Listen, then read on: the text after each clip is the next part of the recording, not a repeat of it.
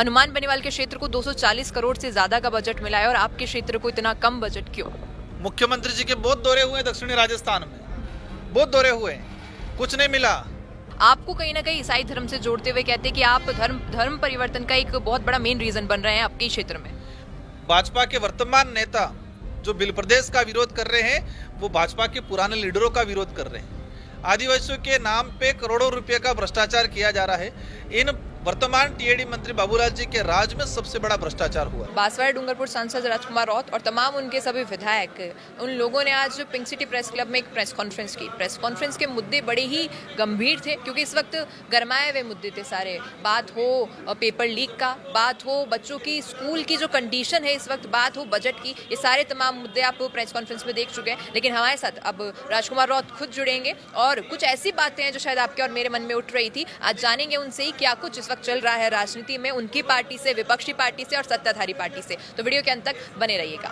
सिर्फ काफी सारे मुद्दों पे बातचीत हो चुकी है, लेकिन सबसे पहले बात करूंगी कि आपकी भगवती भील, एक मन्नालाल रावत और बाबूलाल खड़ारी, ये सभी लोग आपकी इस कम्युनिटी से आते हैं, लेकिन ये लोग अलग पार्टीज को चूज कर रहे हैं, ना कि आप लोगों को भील प्रदेश में और बाकी जो तमाम परेशानियां हैं। भगवती भील ने कुछ दिनों पहले अपने एक फेसबुक अकाउंट पे पोस्ट किया कि आप यूजीसी का मुद्दा नहीं उठा रहे हैं। शायद वो इस चीज से रूबरू नहीं रही होगी कि आपने मुद्दा उठाया है, ये केंद्र तक मुद्दा उठाया है। इस पर आप क्या कहेंगे इन तीनों लोगों के लिए? देखो, हो सकता है वो हमारे से अपडेट नहीं होंगे। यूजीसी को लेके हमने मुद्दा उठाया। मैंने खुद दिल्ली में प्रेस कॉन्फ्रेंस की है। हमारे अन्य कॉमरेड साथी थे, विधायक सांसद थे, उनके साथ हमने प्रेस कॉन्फ्रेंस की है। हमारी सामाजिक विंग और हमारे पार्टी के लोग यूजीसी को लेके मजबूती के साथ मुद्दा उठा रहे हैं। दूसरा, आपने कहा मन्नालाल जी या दूसरे जो नेताओं का नाम दिया, उसी कम्युनिटी से आना या नहीं आना वो सवाल नहीं है। विचारधारा कौन सी है? उनकी विचारधारा आदिवासी विरोधी है। इनकी विचारधारा आदिवासियों के हक अधिकार, आदिवासियों की संस्कृति पहचान को बचाने या आदिवासी समुदाय को अच्छा एजुकेशन, हेल्थ देके उनको आगे लाने की वाली विचारधारा नहीं है। उनको सिर्फ उस इलाके के अंदर राज करना, सत्ता पे बने रहना है और वोट बैंक समझने का काम किया उन लोगों ने। बिल्कुल। वहीं सर अभी बजट आया जिस पर भी आपकी टिप्पणी आई कि भेदभाव किया गया। अब आप ही के दोस्त दिखाई देते हैं सांसद में हनुमान बेनीवाल, लेकिन हनुमान बेनीवाल के क्षेत्र को 240 करोड़ से ज्यादा का बजट मिला है और आपके क्षेत्र को इतना कम बजट क्यों?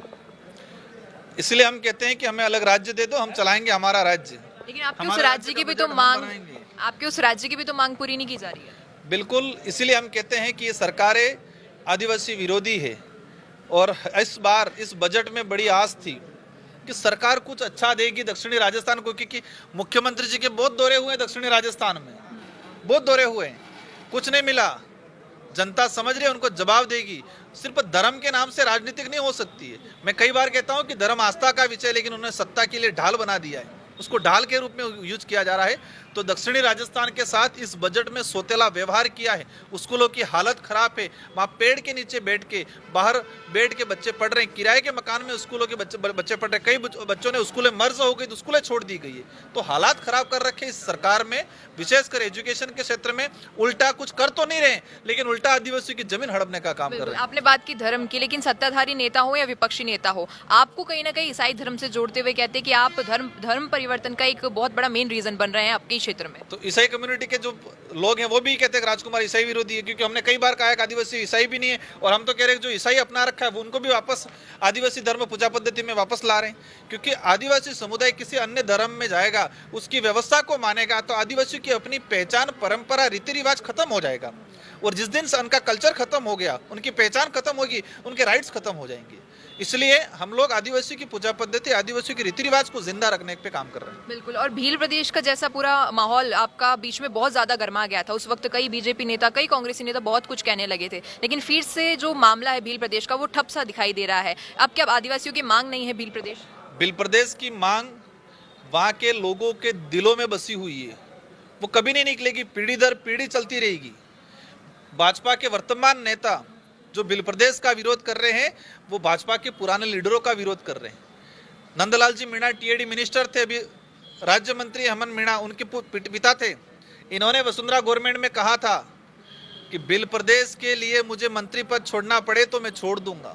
वो भाजपा के लीडर थे, कांग्रेस के सबने मांग, अभी इन लोगों को ये सत्ता के या पार्टियों के हाईकमान के इशारे पे उठना बैठने का काम करते हैं, इसलिए वो। और आपने टीएडी का जिक्र कर ही दिया, तो टीएडी मंत्री अपनी पार्टी से इनको बनाने के लिए आपकी कम्युनिटी से एक नेता को चुना, लेकिन ऐसे क्षेत्र में जाके विधानसभा चुनी जहाँ पे उन्हें लगा कि बीजेपी जीत सकती है आपकी पार्टी से, बाकी आपके क्षेत्र में आपकी ही पार्टी हर बार विजय प्राप्त करती है। टीएडी मिनिस्टर बाबूलाल जी हो या पूर्व के कांग्रेस के मिनिस्टर हो, ऐसे मिनिस्टरों को चुना जाता है, वहाँ पर एक गिरोह काम करता है बड़ा।